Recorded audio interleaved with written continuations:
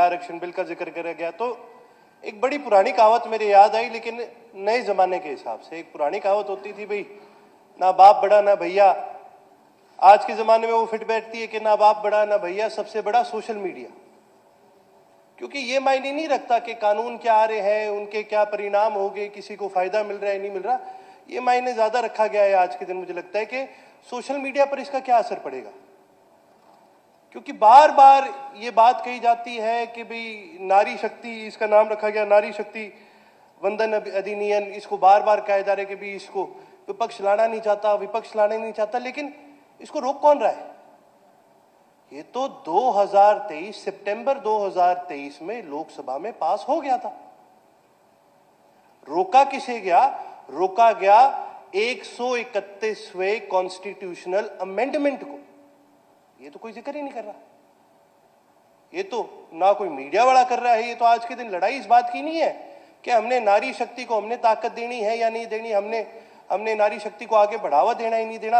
यहां तो लड़ाई इस बात की है कि भाई नैरेटिव पे किसकी पकड़ है, कौन अपनी बात ऊपर रख रहा है।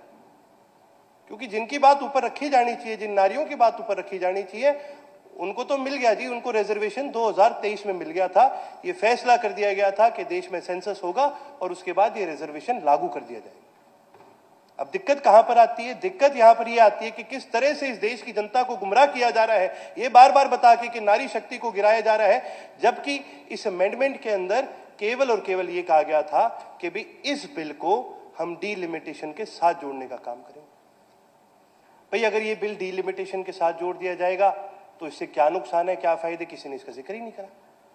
सबसे बड़ा नुकसान इस देश की जनता को नारी शक्ति को डीलिमिटेशन के साथ जोड़ करके ये होता है कि डीलिमिटेशन सरकार अपनी मनमर्जी से करती है। रिजर्वेशन, खासकर नारी का जो रिजर्वेशन है, वो कोटा सिस्टम से आता है। अगर इस बिल को डीलिमिटेशन के साथ जोड़ दिया जाता है और उसके ऊपर कोई भी क्लॉज नहीं डाला जाता जो ये गारंटी देता है कि भी नारी शक्ति या फिर वुमेन्स रिजर्वेशन से केवल और केवल कोटा सिस्टम से आएगा, तो इसका मतलब सरकार के मन में ये इरादा है कि भी हम ना केवल वुमेन्स रिजर्वेशन को कंट्रोल करें, बल्कि हम ये भी कंट्रोल कर पाए कि कौन सी सीट को हम रिजर्व करना चाहते हैं। ये बहुत सोची समझी चाल है सरकार की। क्योंकि अक्सर क्या होता है जी, ये सच्चाई, इसमें कुछ छुपी हुई बात नहीं। अक्सर राजनीति में धुरंधर जो होते हैं ना, वो अक्सर पुरुष होते हैं। बहुत कम धुरंधर देखने को मिले हैं जी राजनीति में। जो महिलाएं हैं इस देश के अंदर बहुत कम है। जयललिता जी थे, इंदिरा गांधी जी थे। हम कह सकते हैं भाई हमारे हरियाणा में भी एक बड़े धुरंधर महिला राजनेता है, किरण चौधरी जी है, बड़े धुरंधर है। उनको कोई रिजर्वेशन की जरूरत नहीं थी अपने पैरों पर खड़े होने के लिए, वो अपने आप में बहुत मजबूत थे। तो महिला को शक्ति देनी है तो ये बार बार एक बिल को लाया जा रहा है, गिराया जा रहा है। रिजर्वेशन हो चुका है, महिला को शक्ति देनी है, दिल से दो। जो लोग बैठे हैं, जो ये सोच रखते हैं कि आदमी का स्थान कहां है, महिला का स्थान कहां है, सबसे पहले तो ये है इस समाज में नाश की जड़, जो बराबर नहीं समझते अपने महिला को। अगर सच्ची में इस देश के अंदर महिला को ताकत देनी है तो एजुकेशन के अंदर उनको दुगना तिगना 4 गुना बढ़ावा दिया जाए। सर हम पढ़ाएंगे ही नहीं जब हम अपने बच्चों को, अपने बेटों को सिखाएंगे ही नहीं कि भाई विमेन्स कि भाई महिला को इज्जत मान सम्मान कैसे दिया जाता है। माँ का जिक्र तो करते हैं, लेकिन होता क्या है कि जब उस माँ के पीरियड्स आ रहे होते हैं ना, तो पूरा परिवार, उसकी सास भी, सारे उससे दूर हो जाएंगे कि जी इसको हाथ मत लगा लेना। अभी तक हमारे समाज में हम ये सोचते हैं।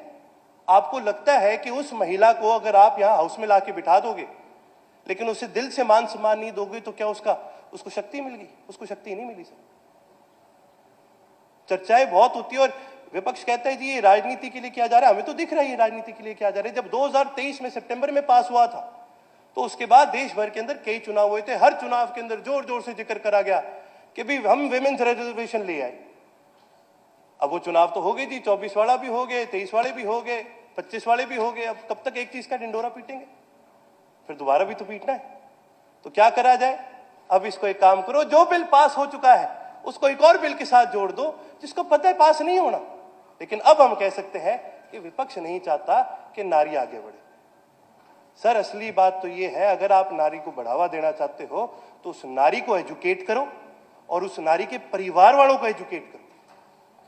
उसको इस बात के लिए एजुकेट करो कि कि इस देश में, इस दुनिया में नारी के बिना तुम्हारा कुछ नहीं है। मैं एक सत्य की बात बताऊंगा सर।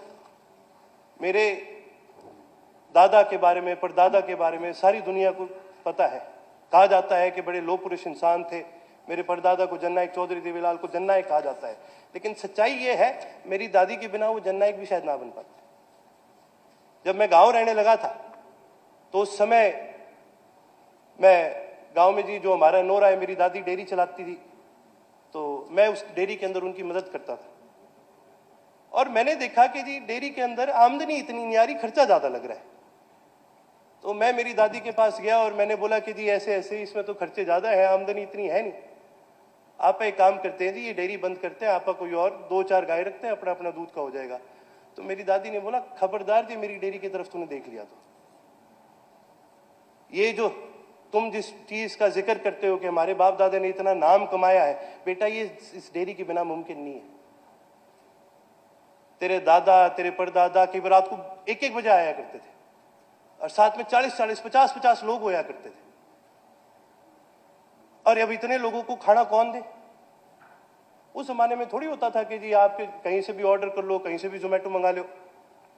मेरी दादी रात रात बैठा करते थे, उनके लिए हलवा बनाया करती थी, खीर बनाया करती थी, उनके लिए रोटियां परोसा करती थी। और जब वो लोग, वो बड़े बड़े नेता जब बने, जब चंद्रशेखर जी भी गांव में हमारे घर पे आया करते थे, अटल बिहारी जी भी आया करते थे, तो कह के जाया करते थे, वाह बिचोई साहब रोटी बड़ी स्वाद खा के गए हैं यहाँ से। वो मेरी दादी की देन थी।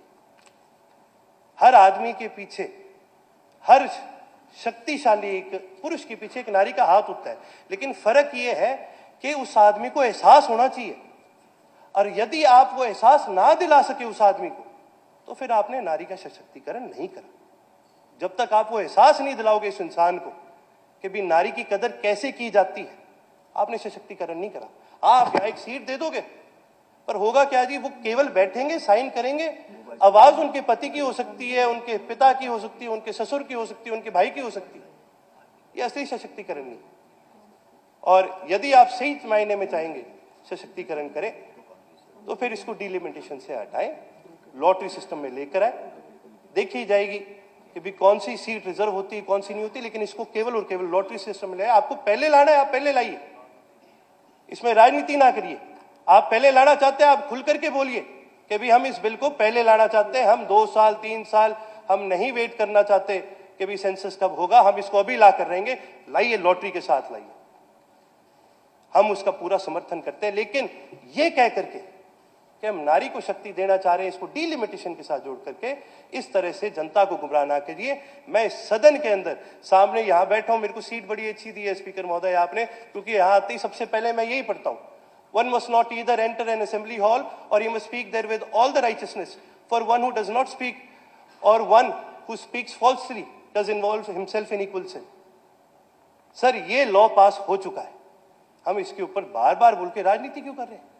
और मैं तो महिला सशक्तिकरण के बारे में एक और बड़ा जिक्र पढ़ रहा था कि जी हमने कितना करा है, इस सरकार ने कितना करा है। ड्रोन दीदी का बार बार जिक्र करा, कितनी ड्रोन दीदियों से कितने घर पाले गए। 36 घर पाले हैं सर, ये मेरे आंकड़े थोड़ी है, ये तो सरकार के दिए हुए पैम्पलेट में हमें पता चला कि 2 साल में हमने 36 ड्रोन दीदी ट्रेन करी है। 92 लाख महिलाएं इस प्रदेश के अंदर जी, 36 दीदियों को हम ट्रेन करके क्या पीठ थपथपा रहे? नहीं, 36 नहीं, 36,000 होनी चाहिए, तब हम मानेंगे हाँ हरियाणा प्रदेश महिला सशक्तिकरण में आगे। मैं वो दिन देखना चाहता हूं सर, जिस दिन लाडू लक्ष्मी योजना आ जाई है, महिलाओं को ताकत मिलेगी, अच्छी बात है, लेकिन मैं वो दिन देखना चाहता हूं जिस दिन लाडो लक्ष्मी योजना हरियाणा की महिला कहे अब हमें इसकी जरूरत नहीं है, अब हम अपने पैर पे खड़े हो। लेकिन उस पे पैर पे खड़े करने के लिए उस महिला को रिजर्वेशन नहीं चाहिए, उस महिला को इज्जत चाहिए, मान सम्मान चाहिए, उसको बराबरी का मौका चाहिए, उसको एजुकेशन चाहिए, और सबसे बड़ी चीज जो आज हमारे प्रदेश में कमी दिखती है, उस महिला को न्याय चाहिए। आप महिलाएं को न्याय नहीं दे सकते तो आप सशक्तिकरण नहीं करें। मैं तो आपके माध्यम से सास को यही कहूंगा कि रेजोल्यूशन अच्छा है और रिजर्वेशन जरूरी है, लेकिन उससे पहले हृदय से और मानसिक तौर से राजनीति से ऊपर उठ के हमें महिला को मान सम्मान देना जरूरी है। बहुत बहुत धन्यवाद अध्यक्ष महोदय। कृष्ण कुमार बेदी। माननीय अध्यक्ष जी, हमारे साथी विधायक ने बड़े विस्तार पूर्वक इस बात को रखा, परंतु कहीं ना कहीं तैयारी करते हुए ये भूल गए